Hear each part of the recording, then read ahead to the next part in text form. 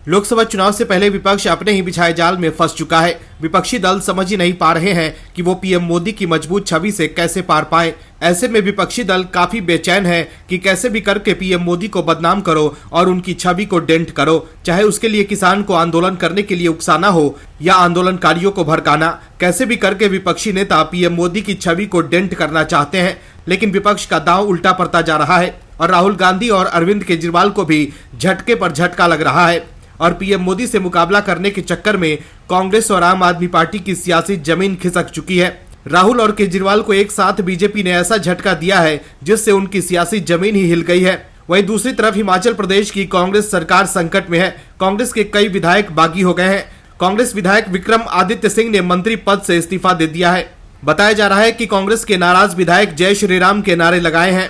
वहीं कांग्रेस ने अपने वरिष्ठ नेताओं को शिमला भेज दिया है। अब कांग्रेस की सरकार गिरने के कगार पर है। इसके अलावा भी राहुल गांधी के लिए आई है बुरी खबर। वहीं आम आदमी पार्टी में भी भगदड़ मच गई है। आपके भी कई नेता बीजेपी में शामिल हुए हैं। सभी खबर के बारे में बताएंगे आपको आगे डिटेल में, तो बने रहिए वीडियो में अंत तक और देखिए हमारी ये खास रिपोर्ट। दर्शकों, आपने गिरगिट तो देखा ही होगा अपने बचपन में। जब भी आप अपने गांव जाते होंगे, पहले शहरों में दिख जाते थे, लेकिन अब गिरगिट लगभग खत्म हो चुके हैं। सुना है उनका विकसित रूप राजनीति में आ गया है। विपक्षी दल तो गिरगिट के विकसित रूप का नाम भी बता रहे हैं। कथित तौर पर कह रहे हैं कि वो भारतीय राजनीति के अरविंद केजरीवाल हैं। जब केजरीवाल सत्ता के लिए संघर्ष कर रहे थे और अन्ना हजारे के साथ देश में भ्रष्टाचार रोको आंदोलन कर रहे थे, तब वह कांग्रेस को राजनीतिक रूप से खूब कोसते थे।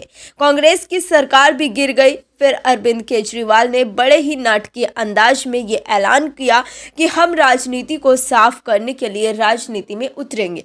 तो फिर लोगों ने सवाल पूछना शुरू किया कि साहब, आप किसी से गठबंधन करेंगे?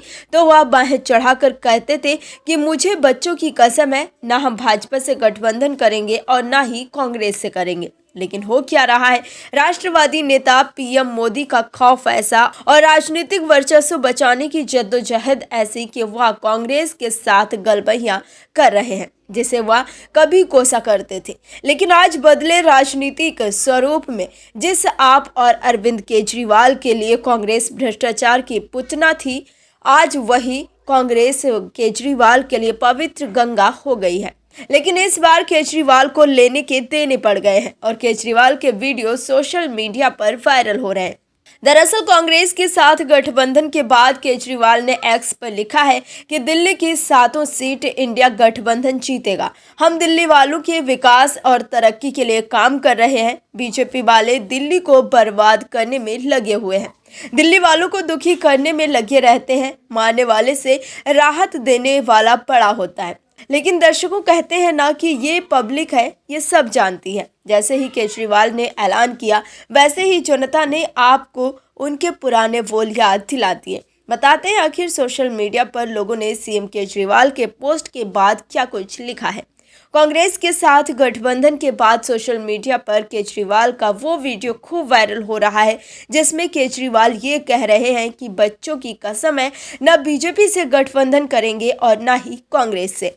लेकिन अब अपनी बातों से यू टर्न लेकर केजरीवाल कांग्रेस के साथ गठबंधन कर चुके हैं। ऐसे में लोग केजरीवाल का वो वीडियो शेयर कर उन्हें उनकी कसम याद दिला रहे हैं। केजरीवाल का बच्चों की कसम खाने वाला वीडियो शेयर कर एक यूजर ने लिखा है कि युग पुरुष अरविंद केजरीवाल। इसके अलावा केजरीवाल को जवाब देते हुए एक यूजर्स ने लिखा है कि आदरणीय लोकनायक, दिल्ली में 9 वर्षों से आपकी सरकार है और भाजपा वाले 7 विधायकों ने दिल्ली बर्बाद कर दी। इतना लाचार और निकम्मा मुख्यमंत्री आज तक नहीं देखा और वह इस बात को स्वीकार भी कर रहा है कि दिल्ली उसके शासन में बर्बाद हो गई। दुखद। तो वहीं अभय नाम के एक यूजर्स लिखते हैं कि आप पार्टी के कारनामे दुनिया में सबसे अलग हैं। कभी कभी मुझे आश्चर्य होता है कि कोई इतना बेशरम कैसे हो सकता है, लेकिन जब मैं फर्जीवाल को देखता हूं तो मुझे एहसास होता है कि वह एक कूड़े की तरह है। उसे बाहर रहने की ज़रूरत है, क्योंकि आज जहां भी जाता है बदबू आती है और उससे छुटकारा पाने का सबसे अच्छा तरीका उसे हमेशा के लिए छोड़ देना है। तो देखा आपने कैसे केजरीवाल सोशल मीडिया पर लोगों के निशाने पर आ गए हैं। दोस्तों, लोकसभा चुनाव से पहले कांग्रेस के साथ बड़ा खेला हो गया है। राहुल गांधी लोकसभा चुनाव में जीत के दावे कर रहे हैं, लेकिन हालत ये हो गई है कि कांग्रेस की चल रही सरकार पर ही खतरा मंडराने लगा है। राहुल गांधी लोकसभा चुनाव में जीत के दावे कर रहे हैं, लेकिन लोकसभा चुनाव से ठीक पहले कांग्रेस को बड़ा झटका लगा है। बमुश्किल कांग्रेस की सरकार 3 ही राज्य में बची है और जहां जहां कांग्रेस की सरकार है वहां भी उनकी सरकार मुश्किल में ही है। कांग्रेस के नेताओं का हाल ऐसा है कि वो सत्ता में रहते हैं तो भी वो पार्टी छोड़कर चले जाते हैं। कांग्रेस के नेता इतने असंतोष माहौल में है कि वो कांग्रेस में ठहरना ही नहीं चाहते हैं। हिमाचल प्रदेश में भी ऐसा ही हाल है कांग्रेस का। कांग्रेस में फूट का आलम ऐसा है कि कांग्रेस के कई विधायक बगावत पर उतर आए हैं। कांग्रेस में जूतम पैजार ऐसी है कि चुनाव दर चुनाव कांग्रेस को हार का मुंह देखना पड़ रहा है, लेकिन फिर भी कांग्रेस आलाकमान के कानों में जू नहीं रेंग रही है। हिमाचल प्रदेश की सुक्खू सरकार भी संकट में घिर गई है और एक बड़ी बगावत की खबर हिमाचल से भी आ रही है, जिसके बाद हिमाचल में कांग्रेस की सरकार गिर सकती है। दरअसल हिमाचल प्रदेश में कांग्रेस की सरकार संकट में आ गई है। एक तो हिमाचल प्रदेश की एक राज्यसभा सीट पर बीजेपी उम्मीदवार हर्ष महाजन ने जीत दर्ज कर ली है, वहीं दूसरी तरफ कांग्रेस की सुक्खू सरकार गिरने के कगार पर है। राज्यसभा चुनाव में जीत के बाद बीजेपी कार्यकर्ताओं ने जय श्री राम के नारे लगाए। उन्होंने जयराम ठाकुर को गोद में उठा लिया। बीजेपी ने दावा किया है कि राज्य की सुखविंदर सिंह सुक्खू की सरकार के पास बहुमत नहीं है। वहीं खबर के मुताबिक कांग्रेस के 6 विधायक संपर्क में नहीं है। कांग्रेस के इन 6 विधायकों ने राज्यसभा चुनाव में क्रॉस वोटिंग की है। वहीं सीएम सुखविंदर सिंह सुक्खू ने बीजेपी पर आरोप लगाया है कि बीजेपी ने उनके 5 से 6 विधायकों को किडनैप कर लिया है। खबर के मुताबिक राज्यसभा चुनाव की वोटिंग के बाद कांग्रेस की विधायकों की एक बैठक हुई, जिसमें 34 विधायक ही शामिल हुए, जबकि राज्य में कांग्रेस के कुल 40 विधायक हैं। खबर के मुताबिक ये 6 विधायक बीजेपी के संपर्क में हैं। इसके साथ ही 3 और निर्दलीय विधायकों को मिलाकर कुल 9 वोट बीजेपी के पाले में गए हैं। वहीं पार्टी के संपर्क से बाहर जा चुके विधायकों में पहली बार के एमएलए चैतन्य शर्मा भी शामिल हैं। इसके साथ ही इनमें सुधीर शर्मा का नाम भी शामिल है, जो 4 बार के विधायक हैं। माना जा रहा है कि सुक्खू सरकार में सुधीर शर्मा को वो जगह नहीं मिली जो वो चाहते थे। हिमाचल प्रदेश में विधानसभा की कुल 68 सीटें हैं। ऐसे में बहुमत का आंकड़ा 34 हो जाता है। ऐसे में 34 के आंकड़ों के हिसाब से राज्य में कांग्रेस सरकार के पास बहुमत नहीं है। खबरों की माने तो ये 6 विधायक सीएम सुक्खू से नाराज बताए जा रहे हैं। बता दें कि राज्यसभा चुनाव के लिए कांग्रेस ने अभिषेक मनु सिंघवी को मैदान में उतारा था। वहीं बीजेपी ने हर्ष महाजन को टिकट दिया था, लेकिन राज्य में सत्ता में होने के बाद भी कांग्रेस हार गई और बीजेपी ने जबरदस्त जीत हासिल की है। अगर हिमाचल कांग्रेस में ऐसे ही बगावत रही तो वहां सरकार जल्द ही गिर सकती है।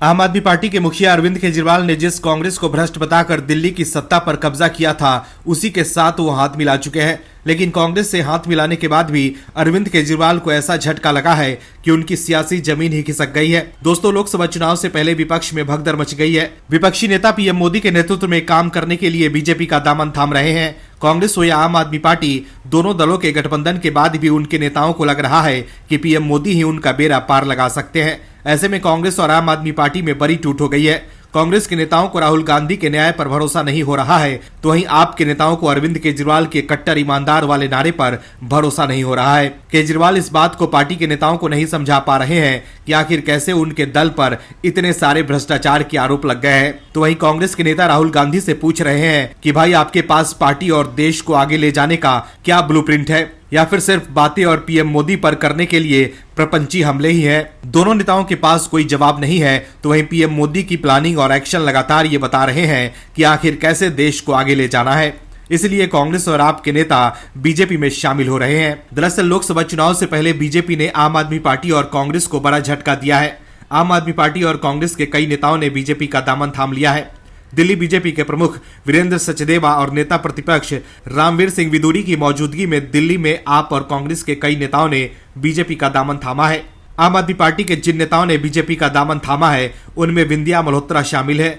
विंध्या मल्होत्रा साल 2017 में रमेश नगर से एमसीडी का चुनाव लड़ चुकी हैं। वो आम आदमी पार्टी की जिला सचिव भी रह चुकी हैं। वहीं कभी आप नेता राघव चड्ढा के साथ काम कर चुके आलोक सेठ ने भी बीजेपी का दामन थामा है। वहीं मोहन टाउन से वार्ड अध्यक्ष मोहन कुमार शर्मा भी बीजेपी में शामिल हो गए हैं। इसके अलावा राजेंद्र नगर से आपके जनरल सेक्रेटरी रह चुके अभिषेक सेठी भी बीजेपी में शामिल हुए हैं। इसके अलावा आम आदमी पार्टी की social media coordinator Rita Vashishtha भी बीजेपी में शामिल हो गई हैं। इन सभी के अलावा कांग्रेस के कई नेताओं ने भी बीजेपी का दामन थामा है। दिल्ली के छतरपुर विधानसभा सीट से साल 2020 में कांग्रेस के टिकट पर विधानसभा चुनाव लड़ चुके सतीश लोहिया ने भी बीजेपी का दामन थाम लिया है। वहीं दिल्ली प्रदेश कांग्रेस कमेटी के सचिव रह चुके विजय मल्होत्रा भी बीजेपी में शामिल हो गए हैं। वहीं यहाँ पर कांग्रेस के नेताओं के बीजेपी में शामिल होने पर रामवीर सिंह विधूड़ी ने कहा है कि मैं पिछले 15-20 दिनों से देख रहा हूं कि यहाँ पर कांग्रेस के कई नेता प्रधानमंत्री नरेंद्र मोदी पर विश्वास जता रहे हैं। मुझे विश्वास है कि दिल्ली में लोकसभा चुनाव में बीजेपी को 70% से ज्यादा वोट मिलेंगे।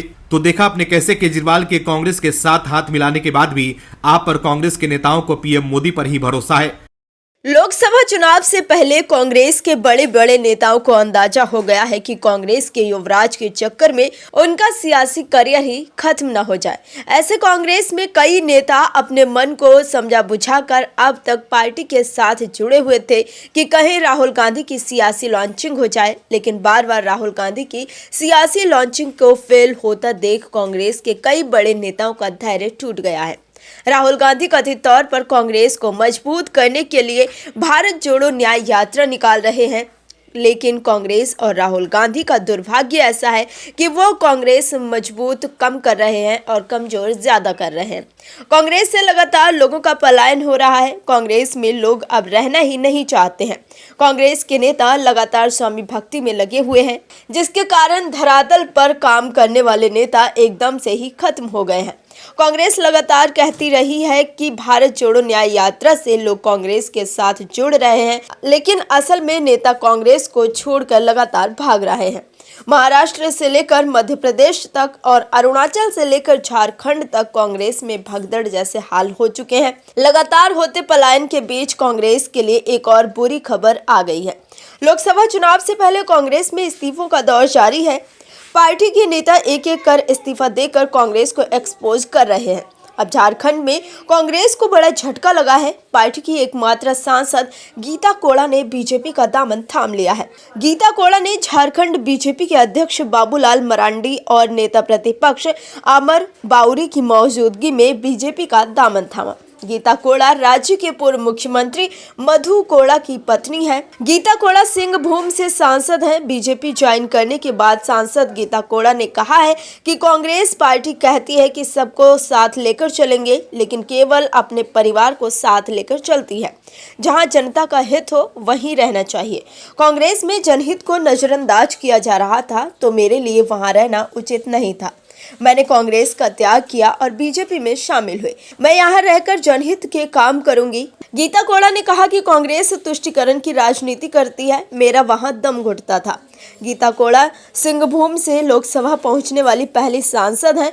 उन्होंने 2019 के लोकसभा चुनाव में एनडीए प्रत्याशी और तत्कालीन बीजेपी के प्रदेश अध्यक्ष लक्ष्मण गिलुवा को हराया था। इससे पहले 2014 के लोकसभा चुनाव में लक्ष्मण गिलुवा ने गीता कोड़ा को हराया था। वहीं 2009 में हुए झारखंड विधानसभा चुनाव में गीता कोड़ा ने 25,000 वोटों के अंतर से जीत हासिल की थी। उस समय उन्होंने झारखंड की सबसे कम उम्र के विधायक होने का रिकॉर्ड भी अपने नाम किया था। गीता कोड़ा की उस समय उम्र मात्र 25 साल थी। साल 2018 में गीता कोड़ा कांग्रेस में शामिल हुई थी, लेकिन अब लोकसभा चुनाव से पहले गीता कोड़ा ने इस्तीफा देकर कांग्रेस को कहीं का नहीं छोड़ा है। और खास बात यह है कि हाल ही में राहुल गांधी अपनी यात्रा लेकर झारखंड गए थे, लेकिन राहुल गांधी की यात्रा का असर तो देखिए। कांग्रेस के नेता कह रहे हैं कि राहुल गांधी के साथ लाखों लोग जुड़ते जा रहे हैं, लेकिन यहाँ तो उल्टा हो रहा है। जो पार्टी में है वो भी साथ छोड़कर भाग रहे हैं। लोकसभा चुनाव 2024 से पहले राहुल गांधी की मुश्किलें बढ़ गई है। राहुल गांधी बीजेपी से मुकाबला करने चले हैं, लेकिन राहुल गांधी के साथ विपक्ष ने ही खेला कर दिया है। सीपीएम नेता वृंदा करात ने राहुल गांधी को एक्सपोज कर दिया है। लोकसभा चुनाव से पहले विपक्ष एक गठबंधन बनाकर इतरा रहा था कि हम पीएम मोदी से मजबूती के साथ लड़ पाएंगे, लेकिन लड़ ये आपस में ही रहे हैं। एक राज्य में इंडी हम साथ साथ है वाले पोज में नजर आते हैं, तो वहीं उसी समय दूसरे राज्य में इंडी के घटक दल के नेता एक दूसरे से पूछ रहे होते हैं कि हम आपके हैं कौन। एक तरफ उत्तर के राज्य में इंडी के घटक दल एक दूसरे से गलबहियां कर रहे हैं, तो दक्षिण में उसी के घटक दल एक दूसरे को धूलधसित करने में लगे हैं।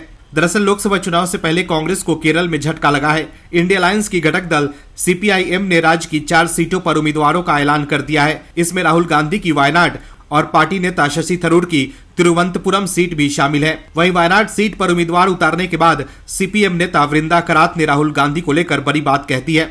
ऐसे में अब दक्षिण की राजनीति में ट्विस्ट आ गया है। सीपीएम केरल के सत्तारूढ़ वाम दल लोकतांत्रिक मोर्चे में दूसरी सबसे बड़ी सहयोगी है। भारतीय कम्युनिस्ट पार्टी यानी सीपीआई ने कुल 4 उम्मीदवारों के नामों की घोषणा की है।